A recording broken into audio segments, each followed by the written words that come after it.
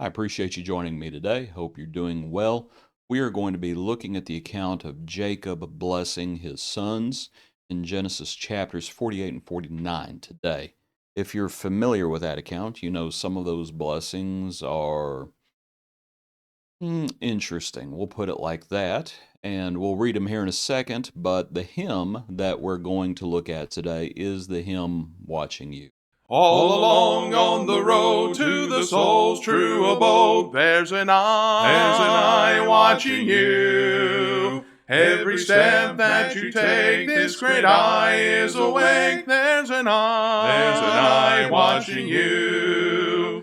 Watching you, watching you. Every day mind the course you pursue. Watching you.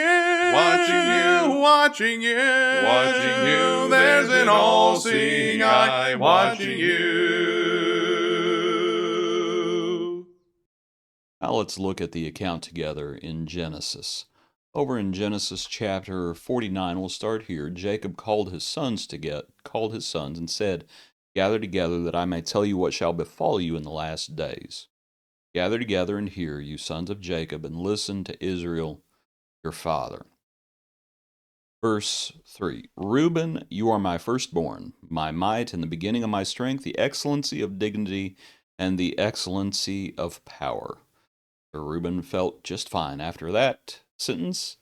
Verse 4, "Though unstable as water, you shall not excel, because you went up to your father's bed, then you defiled it.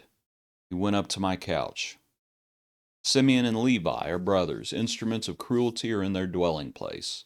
Let not my soul enter their council. Let not my honor be united to their assembly. For in their anger they slew a man, and in their self-will they hamstrung an ox. Cursed be their anger, for it is fierce, and their wrath, for it is cruel. I will divide them in Jacob and scatter them in Israel. There's an all-seeing eye watching us, and the Lord will render to each one according to their deeds.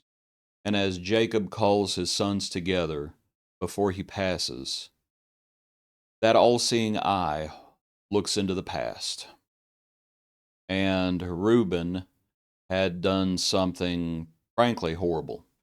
Something 1 Corinthians chapter 5, not even named among the Gentiles. And Israel knew it, and the Lord knew it. Simeon and Levi, they were just fierce. They were cruel. And I believe at one point it talks about how they had made Jacob, because of their cruelty, a nuisance in the land to those around them. And so the all-seeing eye knows what we have done. The all-seeing eye also knows what has been done to us. When we look at the account, I believe a little bit later in speaking about Joseph, verse 22, Joseph is a fruitful bow by a well. His branches run over the wall. The archers have bitterly grieved him, shot at him, and hated him, but his bow remained in strength. The all-seeing eye knows what we have done. The all-seeing eye knows what has been done to us. And so we need to be very careful. We need to discipline ourselves, and we need to make sure that we are faithfully following the Lord. Back to the account now. And part of the blessings, let me scoot back up. Part of them, obviously, many of them, just as Jacob had said, some of these things pertain to what would befall them in the last days, sometimes based on what they have done. But also Judah, verse 8, "Judah, you are he whom your brothers shall praise. Your hand shall be on the neck of your enemies. Your father's children shall bow down before you. Judah is a lion's whelp from the prey, my son, you have gone up."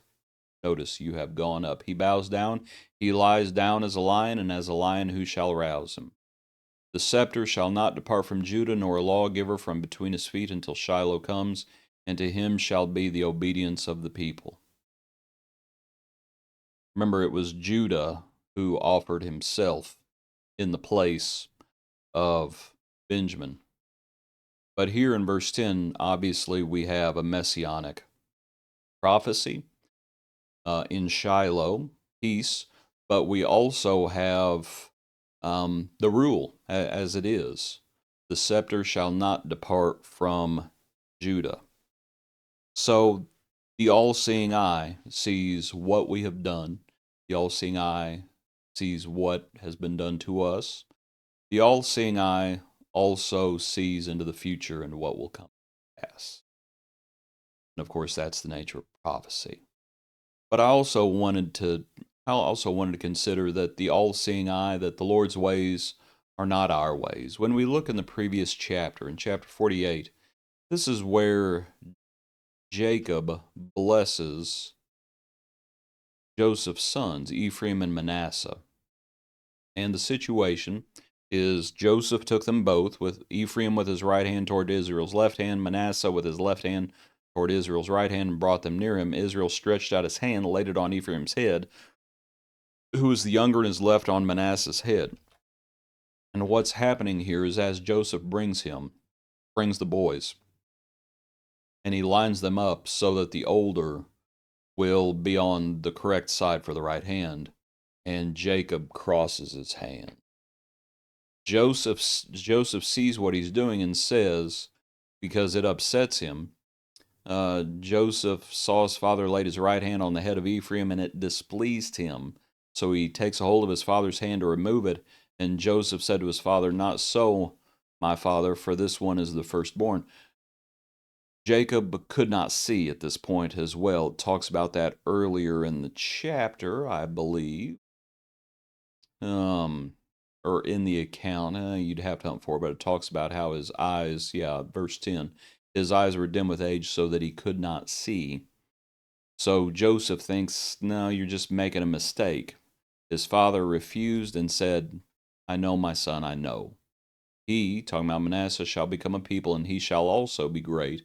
But truly his younger brother shall be greater than he, and his descendants shall become a multitude of nations." The Lord's ways are not our ways.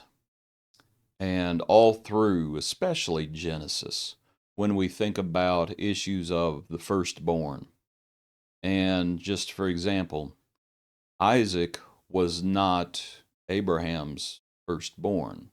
That would have been Ishmael. But of course, Ishmael is sent away. Ishmael was not the son of Sarah, and Sarah was going to be involved in promises as well. Jacob and Esau. Jacob was not the firstborn. That was Esau. And these issues keep coming up. And you have the one who came first, not the one who came first, who you would think would be the chosen. And the Lord's ways are a little higher than our ways. And Israel crosses. And the latter, the younger as it is, here with Ephraim and Manasseh. It's just an interesting account as we think about the all-seeing eye. The eye sees all. And as the Lord sees all and looks into the past and looks into the future, and the Lord's ways in the present are not our ways. And sometimes we need to be reminded of that. Appreciate you. Hope you have a good day. Join us tomorrow for another portion of our daily praise.